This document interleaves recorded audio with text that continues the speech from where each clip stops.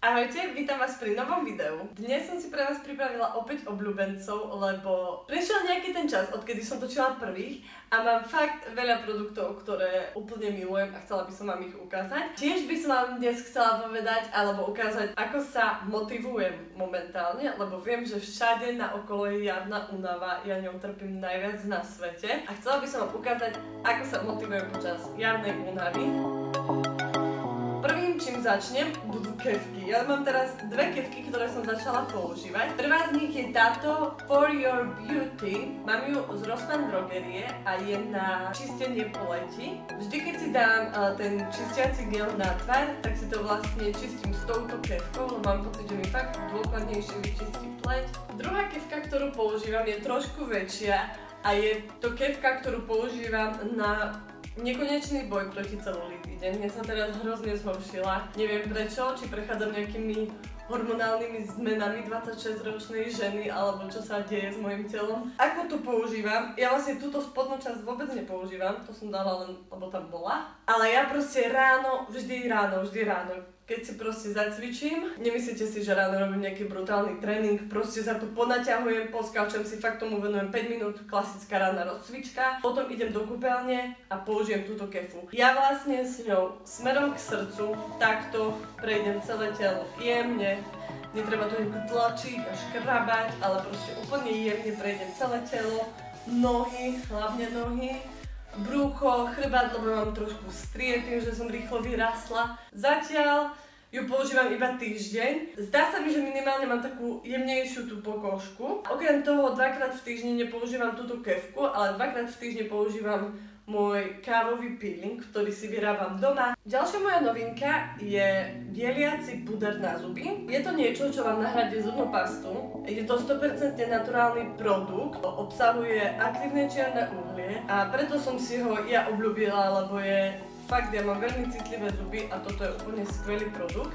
Vidím, že mám aj bielšie zuby vďaka tomuto produktu.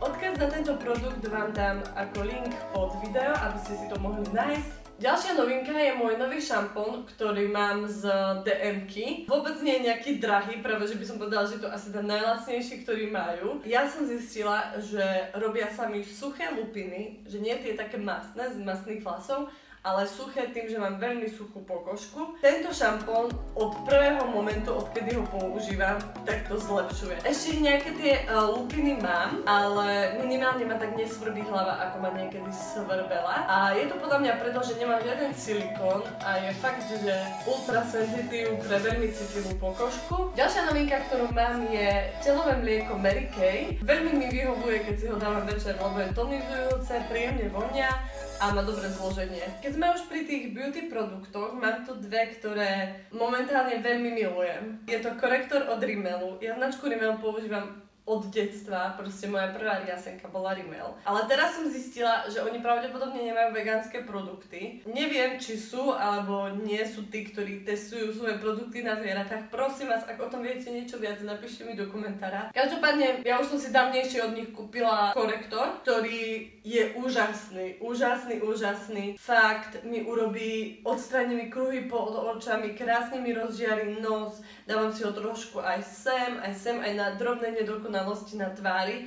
Vždy to zaďubkám takým tým blenderom, neviem ako sa volá tá hubička. Musím povedať, že tento korektor je zatiaľ jeden z najlepších, ktorý som kedy mala. Paletka, ktorú som vám chcela v dnešnom videu ukázať, je taktiež od Rimmel. Teraz veľmi letia červené očné tiene. Ja som si túto paletku zamilovala, lebo je proste krásna. Má tam aj tie trblietavé tiene, má tam aj bežné tiene, má tam aj sito-fialový tieň. Ja som na ňu natrafila v DM-ku, keď bola v brutálnej zľave. Ja neviem, či nestála proste 200 korún českých. Oni ináč stojí nejakých 360, čo som teraz pozerala v drogeriách. Naozaj sa s ňou ličím takmer každý deň. Ďalší produkt, ktorý tu mám, je trošku iného charakteru a sú to kvapky, ktoré si momentálne s Danielom kúpujeme dosť často v lekárni. Volajú sa Citrovital. Sú to kvapky, ktoré sú vyrobené z grepu. Ja neviem, či to je proste nejaký brutálny extrakt. Ako som vždy bola chorá v poslednej dobe, viete, že som proste stále kašľala a nevedela sa z toho vymotať. Tieto kvapky ma zachránili. Je to vraj prírodné antibiotikum. Ja si myslím, že výsledok uvidíte po 2 dňoch, keď sa fakt neviete vymotať z nejakej choroby a dlhodobo máte pocit, že ste chorí a že to hrdlo máte zapálené, lebo teraz je fakt nejaká čudná chrípka vonku, určite vyskúšajte toto. A mám tu poslednú vec, ktorú by som vám chcela ako materiálnu vec, ktorú by som chcela ukázať v tomto vlogu, a je to môj nový batoh, ktorý mám zo značky Soko. Je to moja nová spolupráca. Ja som si akože strašne zamilovala ten batoh a nosím ho teraz fakt každý deň, odkedy ho mám, pretože sa mi páči, aký je elegantný. Ten materiál je nenormálny. Ja vám úprimne poviem, že keď ma najprv oslovili do spolupráce, tak ja som si strašne myslela, že to sú nejaké AliExpress produkty. A ja som im najprv napísala, že nech mi pošlú trošku viac o tej značke. Potom som sa stretla s tým pánom, ktorý kúpili vlastne franchízu tej značky Duki Daso a začali to predávať v Českej republike. A on mi povedal, že naozaj sa nemusím bať, že toto je kvalitný produkt. A aj keď som dobrala ten batoh do ruky, musím povedať, že je krásne prešitý, je krásne urobený. Tie detaily sú nádherné. Je tu miesto, kde si môžem dať lesk na pery, okuliare, toto mám taký priestor, tu si väčšinou dávam peňaženku alebo doklady. Tuto vpredu, keď tak si niečo len tak hodím, akože kľúč od bytu alebo tak. Ja viem, že ho veľa opisujem, ale musím vám povedať, že ja si teraz veľmi vyberám svoje spolupráce a veľmi sa rozhodujem, čo si kúpim a čo nekúpim. A viem, že ja nemám proste batoh, ktorý by som mohla nosiť na ulicu, lebo mám len jeden športový Adidas, ktorý nosím hlavne do fitka, alebo keď idem niekde na nákup. A chýbalo mi niečo také, čo by som si mohla dať do mesta. Zatiaľ mám iba 2 batohy a myslím si, že ani viac nebudem potrebovať. A preto som sa rozhodla pre túto spoluprácu, lebo fakt sa mi to páči. Dávam na nich odkaz na ich web do popisu a môžete si tam popozerať nejaké veci. Tak toľko z mojich beauty produktov. A teraz by som vás trošku zobrala asi do našeho bytu a ukázala by som vám, ako sa ja počas žiadnej únavy motivujem. Ja sa minimálne každý deň snažím rozmýšľať o tom, že chcem byť veselá, že preto, že proste moje rozhodnutie bolo fungovať tak, že ja chcem mať toľko energie, aby som ju dokázala rozdávať ďalej, aby som dokázala motivovať ďalších ľudí, lebo to ma fakt baví. U mňa doma sa nachádzajú hlavne také dve veľmi malé motivačné nástenky, pretože ja vždy, keď som niečo proste chcela zhmotniť a dosiahnuť, tak ja som si to vždy potrebovala nakresliť, napísať, rozmýšľať o tom. Už na základnej škole som si kreslila, ako bude vyzerať raz Debut Fashion, aj keď som ešte nemala predstavu, čo to bude. Tak dokázala som pozbierať nejaké slova a vymyslieť tento názov a potom som si vymýšľala, čo všetko to bude. Tak vám idem ukázať náš byt. Dúfam, že tu nikde nie sú Danielové ponožky na zemi, alebo takto, ale verím, že nie. Fakt neviem, ako to bude teraz so svetlom, ale najprv sa presunieme do našej kuchyne.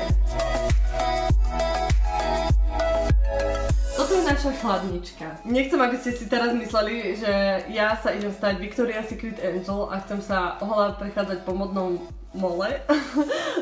Viete, tom mole, po ktorom chodia modelky. Ale myslím si, že tie ženy majú fakt dobré postavy a je to pre mňa veľká motivácia. A takto mám na chladničke napísané, že aby som rozmýšľala nad tým, čo idem jesť a nejedla blbosti. A love you, to som si sama sebe napísala, pretože sa mám rada a chcem si to pravidelne pripomínať. Chcem veľmi nový foťák, pretože vidíte, že keď to točím na ten iPhone, tak to nie je veľmi kvalitné. Som v tom trošku demotivovaná, že ma mrzí tá kvalita videí, mrzí ma tá kvalita fotografií. Chcem ísť ďalej, možno by som to mohla aj otočiť na seba.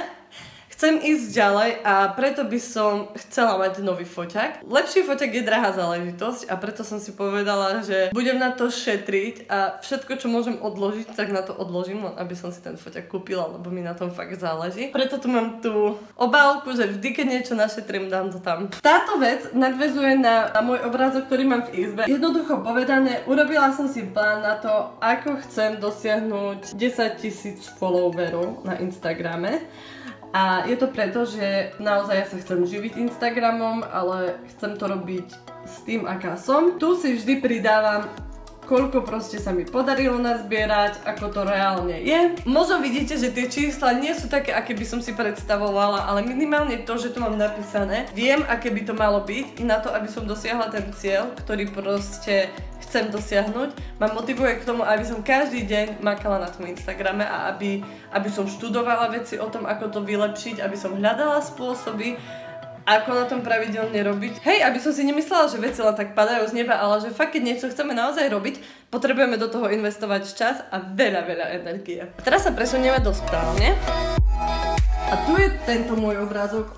To svetlo je hrozné, prepáčte mi. Vy ste sa ma pýtali, čo znamená ten obrázok. Instagram som práve vysvetlila, angličtina. Ja akože asi by som vedela odmoderovať Aquagym v Tatralandii po anglicky, ale veľmi neviem komunikovať s ľuďmi. Myslím si, že mám úplne hroznú gramatiku a veľa slovíčok mi chýba v mojom slovníku a preto by som chcela na tom zamakať tohto roku. Todola to je niečo, o čom rozprávať nechcem, lebo je to taký väčší projekt, ktorý vymýšľame s Danielom. Proste nie je čas ešte o tom rozprávať a keď bude, tak vám o tom poviem niečo viac. Tak som sa vrátila do prostredia, kde je trošku lepšie svetlo a chcela by som sa už v tomto vlogu s vami len rozlučiť a poprosiť vás, že ak sa vám to video páči, dajte mu určite like, prípadne mi napíšte ten komentár, či viete niečo viac o značke Rimmel. Budem sa na vás tešiť v ďalšom videu, prajem vám krásny deň, ahoj!